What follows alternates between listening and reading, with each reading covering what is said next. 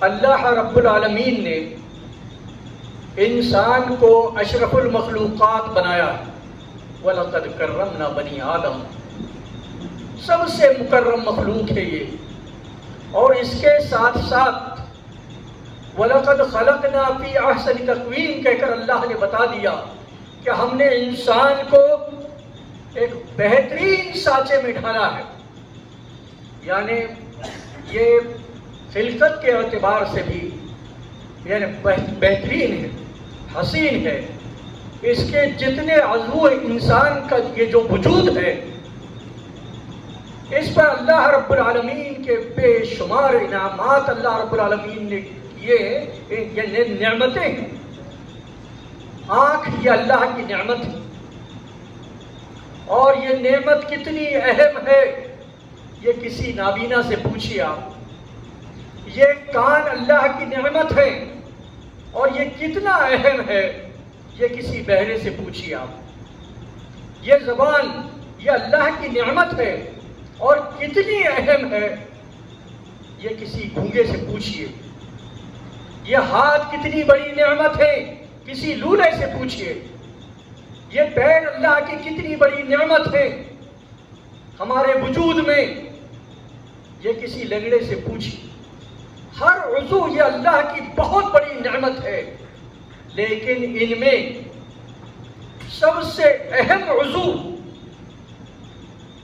جو ہے یہ ہے دل، جسے عربی میں قلب کہتے ہیں۔ کیونکہ اللہ نے آنکھ بنائی ہے دیکھنے کے لیے، کان بنائے ہیں سننے کے لیے، زبان بنایا ہے بولنے کے لیے، ہاتھ بنائے ہیں پکڑنے اور تھامنے کے لیے، پیر بنائے ہیں چلنے کے لیے، اور یہ دل بنایا ہے پروردگار عالم نے اپنی معرفت کے لیے۔ بہت اہم عضو ہے یہ دل۔ اگر یہ کہا جائے، حضرت ابو ہریرہ رضی اللہ تعالیٰ عنہ فرماتے ہیں القلب ملک والاعضاء والجوارح جنودہ، کہ یہ دل بادشاہ ہے، اور یہ جتنے اعضاء اور جوارح ہیں انسانی وجود میں، ہاتھ ہیں، پیر ہیں، آنکھ ہیں، کان ہیں، زبان ہے، یہ سارے اعضاء جو ہیں یہ باڈی کے پارٹس اس کا لشکر ہے۔ یعنی پورے جسم کے اندر سلطنت یہ دل کی ہے، پورے جسم میں کنٹرول دل کا ہوتا ہے۔ یہی وجہ ہے کہ آپ غور کریں گے اپنی ساخت پر، اپنے جسم پر، تو آپ کو ایک چیز نظر آئے گی، جو عضو جتنا اہم ہے، خاص ہے، قیمتی ہے، اللہ نے اس کو اتنی ہی محفوظ رکھا ہے۔ مثال کے طور پر یہ دماغ بہت اہم ہے اور بڑا قیمتی، تو اللہ نے اس کو ایک کھوپڑی کے خول کے اندر محفوظ کر دیا، تاکہ خارجی اثرات وہ قبول نہ کرے، یا خارج کے اثرات اس کو متاثر نہ کر پائیں۔ اس سے بھی زیادہ اہم دل ہے، اور اس سے بھی زیادہ محفوظ مقام پر اللہ رب العالمین نے دل کو رکھا ہے۔ اس کے لیے اللہ رب العالمین نے یہ جلد کے اندر، یعنی یہ گوشت کے ساتھ پھر ایک لیگامنٹ، پھر اس کے بعد اوپر کی پسلیاں، یہ 24 پسلیاں ہوتی ہیں، اوپر کی 1 نمبر سے لے کے 5 پسلیوں کو اللہ نے اس کا کور بنا دیا۔ یہ سب سے محفوظ جگہ میں اللہ پاک نے رکھا۔ زبان بھی بہت اہم عضو ہے، 32 دانتوں کو مطلب اس کا باڈی گارڈ بنا دیا۔ تو جو عضو جتنا اہم ہے اللہ نے اس اعتبار سے اس کو محفوظ رکھا ہے۔ تو یہ دل بہت اہم ہے، اسی لیے تمام انبیاء کرام علیہم السلام کی دعوت یا ان کی اصلاح کا نشانہ جو تھا وہ انسان کا دل تھا۔ سارے انبیاء کرام علیہم السلام کی اصلاح جس چیز کی طرف انہوں نے اپنی اصلاح میں جس پر فوکس کیا ہے وہ دل تھا، کیونکہ دل کی حیثیت آدمی کے جسم میں مرکز کی حیثیت ہے۔ اگر اس کی اصلاح ہو جائے تو پورا کردار انسان کا سدھر جائے گا، اس کی پوری سیرت سدھر جائے گی۔ اور اگر یہ دل ہمارا پاک نہیں ہے تو انسان کا کردار نہیں سدھر سکتا۔ اور یہ دل، میں آپ کو بتاؤں اصل میں یہ دل ہے کیا چیز۔ قرآن مقدس میں اللہ رب العالمین نے اس دل کے لیے کئی الفاظ استعمال کیے، لیکن سب سے اہم لفظ جو خاص لفظ ہے اس کے لیے وہ ہے قلب، اور سب سے زیادہ یہی لفظ استعمال ہوا ہے دل کے لیے قرآن میں، قلب۔ 132 بار اس کا ذکر ہے پورے قرآن میں، قلب اور قلوب۔ اور قلب کے معنی ہوتے ہیں الٹ پلٹ ہونے والا یا الٹا۔ تو یہ دل کی طرف سارے انبیاء کرام نے اپنی دعوت اور اصلاح میں اس کو جو نشانہ بنایا، اپنا ہدف بنایا، جو زور دیا ہے سب سے زیادہ انبیاء کرام نے انسان کے دل کے تزکیے پر، اس کی وجہ یہ ہے کہ مطلب انسان کا جو دل ہے یہ الٹ پلٹ ہوتا ہے۔ کہا جاتا ہے کہ سمی القلب لتقلبہ، دل کو، قلب کو قلب اس لیے کہا جاتا ہے، دل کو دل اس لیے، قلب اس لیے کہا جاتا ہے کہ یہ الٹ پلٹ ہوتا رہتا ہے، ایک سی حالت میں کبھی نہیں رہتا۔ ایک شاعر کہتا ہے عربی کا، وما سمی القلب الا انه ان يتقلب، دل کو، قلب اس لیے کہا جاتا ہے کہ وہ الٹ پلٹ ہوتا رہتا ہے، الٹ پلٹ ہوتا رہتا ہے یہ دل۔ اور ابھی اس کی ایک کیفیت ہے، کچھ دیر بعد اس کی اور ایک کیفیت ہوگی۔ مسجد میں ہوں گے آپ تو دل کی کیفیت الگ، اس دل کی حالت الگ، بازار میں ہوں گے تو اس کی حالت الگ، یہ اس کی کیفیت بدلتے رہتی ہے دل کی۔ اور یہ قرآن کے اندر 132 بار استعمال ہوا ہے۔ تو یہ دل انبیاء کرام کی اصلاح کا جو ہدف اور نشانہ یہ دل ہے، اس کی وجہ کیا ہے؟ اس کی خاص وجہ یہ ہے کہ آپ دل کو سمجھیں ایک پیڑ کی مثال سے سمجھیں۔ ایک پیڑ ہے، ایک درخت ہے، درخت کا مرکز ہے جڑ، درخت کا مرکز ہے جڑ۔ اگر آپ کو اس پیڑ کو زندہ رکھنا ہے، اس درخت کو زندہ رکھنا ہے، اس شجر کو زندہ رکھنا ہے، تو آپ کو اس کی جڑ کو سیراب کرنا پڑے گا، جڑ میں پانی دینا پڑے گا تو وہ زندہ رہے گا۔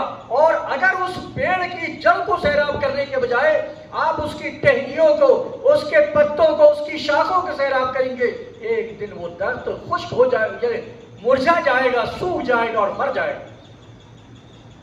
اگر مرکز سے اس کو کاٹ دیا جائے تو وہ ختم ہو جاتا ہے۔ ایسے ہی پورے جسم میں دل کی حیثیت اور دل کا مقام مرکز کا ہے، اگر مرکز سے جسم کٹ جائے تو مر جائے گا، کچھ نہیں رہے گا۔ جیسے عقیدہ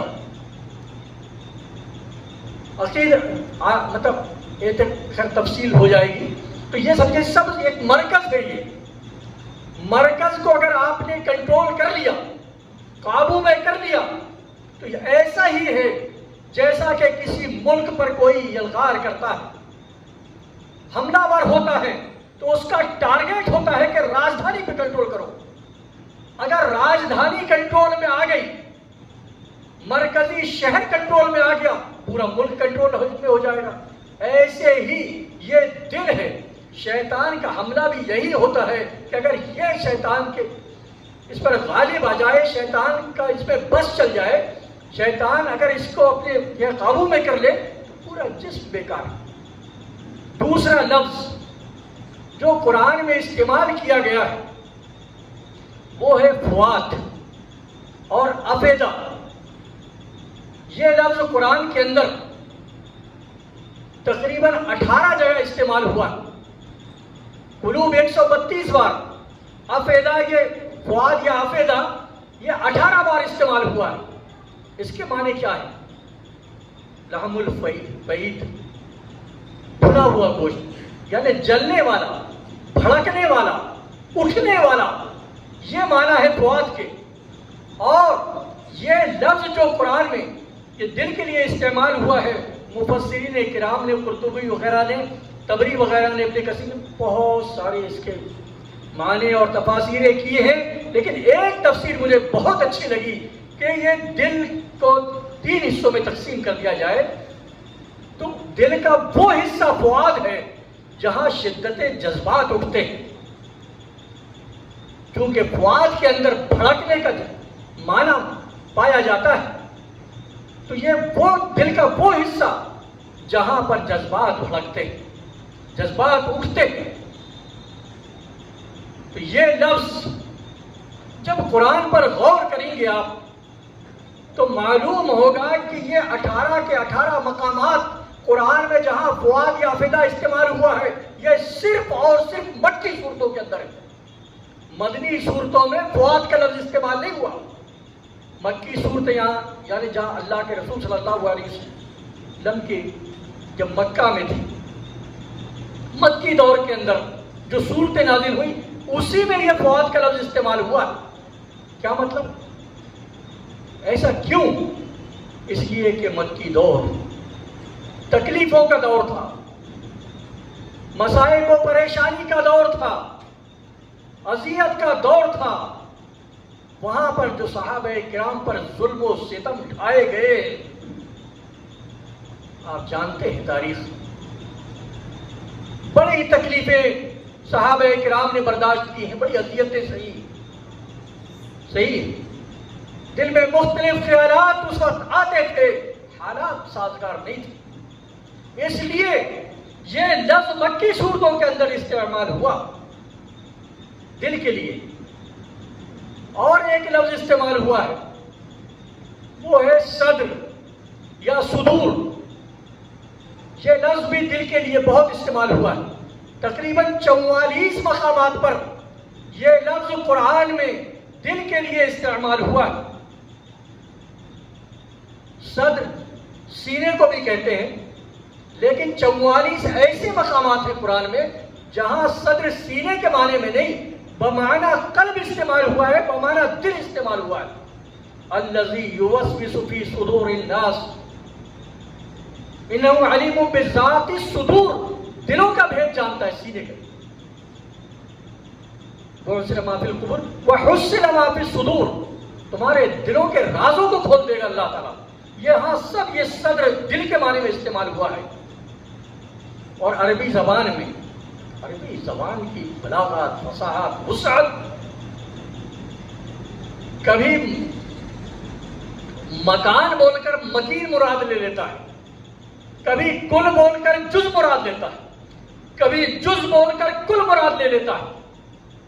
تو یہاں سینہ کل بول کر جز مراد لیا گیا ہے، یہاں دل، تو یہ ہے دل۔ اب یہ دل کے تعلق سے میرے بتانے کا مقصد یہ ہے کہ ہم لاکھ کوشش کریں دیگر سدھار کی، اصلاح معاشرہ کے نام پر مختلف عناوین پر ہم کوششیں کرتے رہیں، لیکن جب تک ہمارے دل کا تزکیہ نہیں ہو جاتا، جب تک ہم اپنے دل کو پاک اور پاکیزہ نہیں بنا لیتے، ہم کامیاب نہیں ہو سکتے۔ قد افلح من تزکا، کامیابی کے لیے دل کا تزکیہ شرط ہے۔ اس کے بعد ہی یہ دل انسان کے جسم میں کتنا اہم ہے اس کا اندازہ لگائیے آپ۔ اگر دل اندر سے آدمی کا نجس ہو جائے اور یہ غلیظ ہو جائے، گندا ہو جائے، تو پھر ظاہری طہارت کوئی معنی نہیں رکھتی۔ اسی لیے اللہ کے رسول صلی اللہ علیہ وسلم نے فرمایا، الا ان فی الجسد لمضغۃ اذا صلحت صلح الجسد كله واذا فسدت فسد الجسد كله۔ خبردار، انسان کے جسم میں ایک گوشت کا لوتھڑا ہے، ایک گوشت کا ٹکڑا ہے، اذا صلحت صلح الجسد كله، گوشت کا وہ ٹکڑا گوشت کا وہ لوتھڑا اگر صحیح ہے، پورا جسم صحیح رہے گا۔ اور اگر گوشت کا وہ لوتھڑا خراب ہو گیا تو پورا جسم خراب ہو جائے گا۔ جہاں یہ خرابی جسمانی روحانی دونوں ہے. اس لیے جسمانی لحاظ سے بھی حیات دنیاوی کے لحاظ سے بھی ہم اگر غور کریں تو یہ دل کی حرکت اگر بند ہو جائے 2 منٹ کے لیے تو انسان مر جائے گا, انسان ختم ہو جائے گا. اس کے اندر تھوڑا سا حرکت میں اگر اس کے بگاڑ آ جائے تو آدمی کبھی ہائی بی پی کبھی لو بی پی اور انتہائی تکلیف اس کا شکار ہو جائے گا, جسمانی لحاظ سے بھی اور روحانی لحاظ سے بھی. اس لیے آج ہم جو اصلاح کی کوششیں کر رہے ہیں سماج میں, معاشرے میں, سوسائٹی میں, اور کہیں نہ کہیں وہ نتائج ہم کو نہیں مل رہے ہیں جس کی ہم توقع کرتے ہیں. اس کی وجہ یہی ہے کہ ہمارے دل پاکیزہ نہیں ہیں, ہمارے دل صاف اور شفاف نہیں ہے, جس کی وجہ سے آج ہمارے یہ خطابات, ہماری یہ وعظ, ہماری تقاریر یہ مؤثر اتنی نہیں ہو رہی ہے جتنی ہونا چاہیے. اتحاد کر لو, اتفاق کر لو, ایکتا کی اہمیت بتا رہے ہیں, یونٹی کے فوائد گنا رہے ہیں. دل صاف نہیں ہے, کبھی نہیں ہو سکتا. اللہ کا ڈر اور خوف جب تک اس دل کے اندر پیدا نہیں ہوگا, آخرت کی فکر نہیں ہوگی, عذاب قبر کا تصور آپ جب تک نہیں کریں گے تب تک یہ ممکن نہیں. اور ان سب کا تعلق دل سے ہے, ان سب کا تعلق دل سے. دل کی پاکیزگی کی طرف ہمیں توجہ کرنے کی ضرورت ہے. اصل میں وقت بہت کم ہے, میں منتشر باتیں آپ کے سامنے رکھ رہا ہوں, مرتب شکل میں پیش نہیں کر سکتا کہ وقت اجازت نہیں دے رہا ہے. ایک حدیث بتاتا ہوں. شہر بن حوشب رضی اللہ تعالیٰ عنہ کہتے ہیں, نے کہا قلت لأم سلمہ, میں نے ام سلمہ رضی اللہ تعالیٰ عنہ سے کہا, ما کانا دعا ام المومنین سے, کہ ما کانا اکثر دعائی نبی دعائی رسول صلی اللہ علیہ وسلم اذا کان عندکی. اے ام سلمہ, ام المومنین, اللہ کے رسول کی باری جب آپ کے گھر ہوتی ہے تو سب سے زیادہ کون سی دعا اللہ کے رسول کرتے ہیں؟ بڑا پیارا سوال. اللہ کے رسول صلی اللہ علیہ وسلم کی مختلف ازواج تھیں, ازواج مطہرات, سب کے لیے باری متعین تھی. تو شہر بن حوشب سوال کرتے ہیں سیدی سے یہ کہ آپ کے گھر جب ان کی باری ہوتی سب سے زیادہ کیا پڑھتے ہیں؟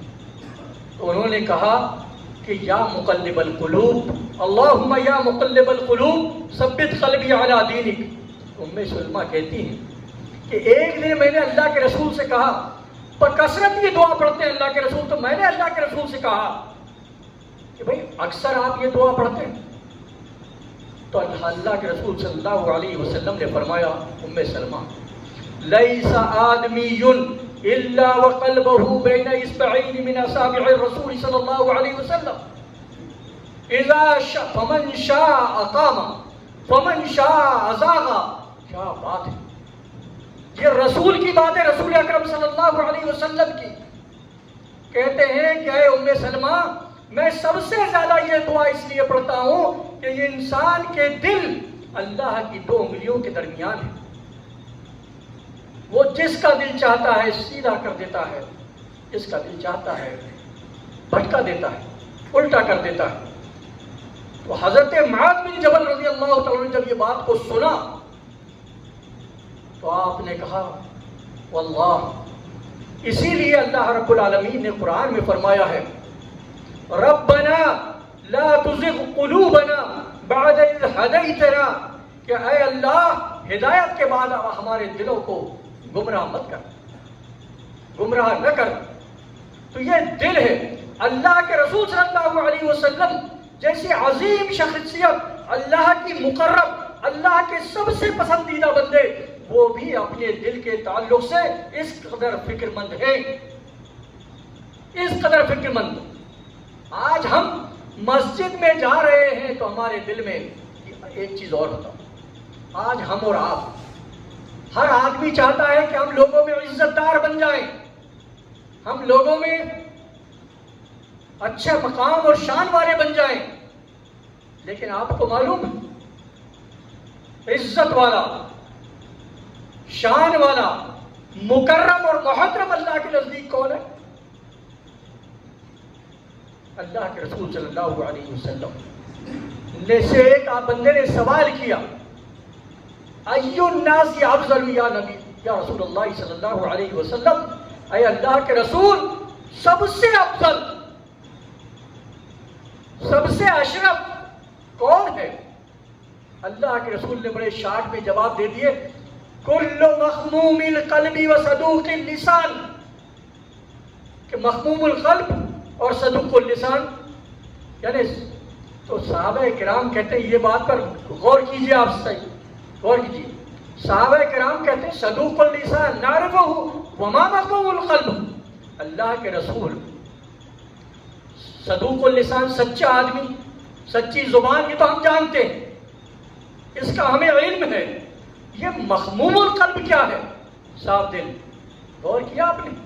یہ صحابہ کرام عربی داں تھے، عربی زبان میں مہارت اور گرفت تھی، عربی زبان میں ان کی، باوجود اس کے اللہ کے رسول صلی اللہ علیہ وسلم سے سوال کر رہے ہیں کہ اللہ کے رسول مخموم القلب کا کیا معنی؟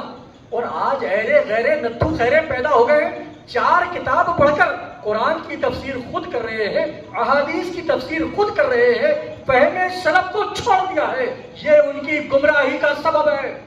وہ بابا یہ دوہر کہہ رہا ہوں آج ڈنکے کی چوٹ میں اور علن اعلان، آج یہ جو فرقے دن بدن برساتی میڈکوں کی طرح وجود میں آ رہے ہیں، یہ گمراہ فرقے، باطل نظریات، یہ باطل افکار اور یہ عقائد کی گمراہی، یہ سب جو پیدا ہو رہی ہے وہ اس وجہ سے کہ لوگ صحابہ کرام کے فہم کے مطابق کتاب اللہ کو اور سنت رسول اللہ کو، حدیث رسول صلی اللہ علیہ وسلم کو سمجھنے کی کوشش نہیں کر رہے۔ ہر آدمی اپنے طور پر اس کی تفسیر کر رہا ہے، اس کی تشریح کر رہا ہے، تعویل کر، من چاہی تعویل کر رہا ہے، نتیجے میں گمراہی عام ہو رہی ہے۔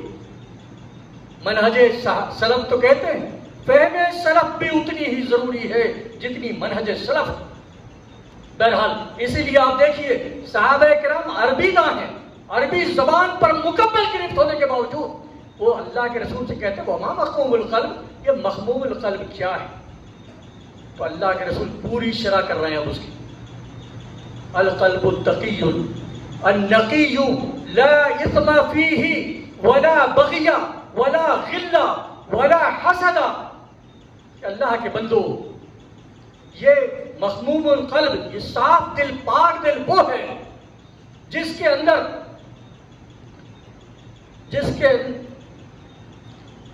جو متقی ہو، اللہ کا ڈر ہو، جس کے اندر جو بالکل پاکیزہ ہو، جس کے اندر گناہ کا جذبہ نہ ہو، جذبات نہ ہو، جس کے اندر بغاوت کا جذبہ نہ ہو، منفی جذبات نہ اٹھتے ہوں۔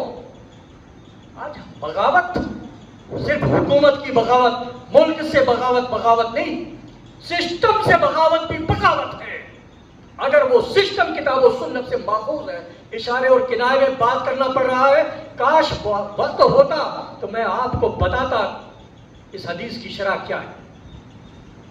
ولا غلہ، وہ دل جس میں کینہ نہ ہو، ولا حسد، اور وہ دل جس میں حسد نہ ہو۔ میرے بھائیوں اور دوستوں، اب لب لباب کے طور پر میں آپ کو بتانا چاہتا ہوں کہ اگر دل ہمارا پاک نہیں ہے، دل ہمارا پاکیزہ نہیں ہے، صاف اور شفاف نہیں ہے، اس میں حسد ہے، بغض ہے، کینہ ہے، بغاوت کے جذبات ہیں، تو ہماری کوئی بھی عبادت عند اللہ مقبول نہیں ہو سکتی اور ہمارا جنت میں داخلہ ممکن ہی نہیں۔ یہ ہے دل۔ مثال کے طور پر یہ کلمہ پڑھتے ہیں ہم اور آپ، اللہ کے رسول صلی اللہ علیہ وسلم سے حضرت ابو ہریرہ نے پوچھا، اللہ کے رسول من اسعد الناس بشفاعتک یوم القیامہ، اللہ کے رسول آپ کی سفارش کا مستحق کون ہوگا؟ کون نیک بخت ہے وہ جو آپ قیامت کے دن آپ کی سفارش کا مستحق ہوگا؟ تو اللہ کے رسول نے فرمایا من قال، مجھے لمبی حدیث ہے، کہا مجھے امید تھی کہ یہ سوال تم ہی کرو گے جو حدیث کے تعلق سے تمہیں حرص ہے، اور فرمایا من قال لا الہ الا اللہ مخلصا بقلبہ، تو قلب یعنی خالص دل کے ساتھ جو کلمہ پڑھ پڑے گا وہی میری سفارش کا مستحق ہوگا۔ کلمے کا مرکز اور کلمے کا مقام بھی دل ہے، ایمان۔ یہ ابتدائی باتیں کبھی غور کیا آپ نے؟ گندے اور غلیظ دل میں، ایسے دل میں جس کے اندر حسد ہو، بغض ہو، کینہ ہو، بغاوت کے جذبات ہوں، جس کے اندر نفرت، عداوت، دشمنی اور بغاوت کے جذبات اٹھتے ہوں، ایسے دل کے اندر یہ کلمے کے اثرات تو دور کی بات ایمان تک داخل نہیں ہوتا، کیونکہ ایمان کا بھی اصل محل اور مرکز یہ دل ہے۔ اللہ کے رسول نے صحابہ کرام کے ساتھ کے تعلق سے فرمایا حبب الیکم الایمان وزینہ فی قلوبکم، یہ دل کے اندر ہم نے ایمان کو تمہارا محبوب بنا دیا اور اس کو تمہارے دل کے اندر مزین کر دیا۔ ایمان کا نماز پڑھتے ہیں، عبادات کم کے اندر سب سے اہم نماز ہے۔ نماز کے بارے میں اللہ نے فرما دیا کہ قد افلح المؤمنون الذین هم فی صلاتهم ساہون الذین هم فی صلاتهم خاشعون، وہ لوگ کامیاب ہیں جن کی نماز میں خشوع ہوگا۔ خشوع کا مرکز کیا ہے جانتے ہیں آپ؟ خشوع کا محل کیا ہے؟ خشوع کے لیے جگہ کیا ہے؟ یہ دل ہے۔ خشوع یہاں پیدا ہوتا ہے، دل میں۔ روزہ ہے، روزہ اللہ نے فرما دیا یا ایھا الذین آمنوا کتب علیکم الصیام کما کتب علی الذین من قبلکم لعلکم تتقون۔ تقوی کے لیے یہ روزے کا مقصود تقوی ہے، اور تقوی کے تعلق سے اللہ کے رسول نے فرمایا التقوی ہاہنا واشار الی صدرہ ثلاث مرات، کہا تقوی یہاں پیدا ہوتا ہے دل میں، اور اپنے دل کی طرف 3 بار اشارہ کیا۔ زکوٰۃ کے تعلق سے اللہ نے فرما دیا کہ خذ من اموالہم صدقۃ لتطہرہم وتزکیہم، تم لوگوں سے زکوٰۃ اس لیے لو کہ ان کا مال پاک ہو جائے، وتزکیہم، ان کا دل پاک ہو جائے، دل پاک کرنے کی۔ حج کے تعلق سے جب سورہ حج پڑھیں گے آپ تو دیکھیں گے وَمَن يُعَظِّمْ شَعَائِرَ اللَّهِ فَإِنَّهَا مِن تَقْوَى الْقُلُوبِ، حج کا تعلق بھی دل سے ہے۔ ساری عبادت، پورا اسلامی احکامات جب دیکھیں گے آپ، ان کا مدار یہ دل ہے۔ جب تک ہمارا دل پاک نہیں ہوگا، دل پاکیزہ نہیں ہوگا، دل صاف اور شفاف نہیں ہوگا، یہ دل کے اندر سے جب تک کینے کی غلاظت، حسد کی غلاظت اور اسی کا عداوت، منافرت بھائیوں کے ساتھ، یہ سب جب تک ختم نہیں کر لیتے آپ، تو آپ اس سے فائدہ نہیں اٹھا سکتے۔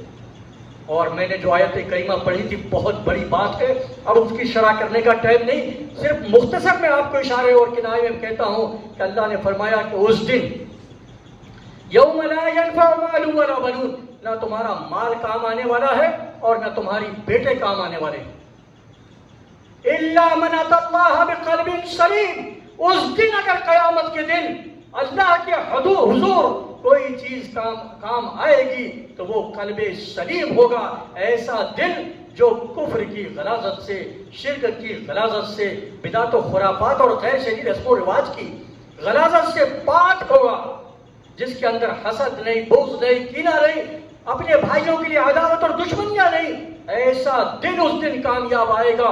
گویا کہ جنت میں داخلے کے لیے یہ دل کی پاکیزگی اور تزکیہ قلب یہ شرط ٹھہرا، کبھی وقت رہے گا تو انشاءاللہ اسی عنوان کی تکمیل ہوگی، کیونکہ اب اذان ہونا ہے، وقت زیادہ ہو گیا ہے۔ اللہ رب العالمین سے دعا ہے کہ پروردگار عالم ہمارے دلوں کو پاک کر دے، ان کو پاکیزہ بنائے۔ وآخر دعوانا الحمدللہ رب العالمین۔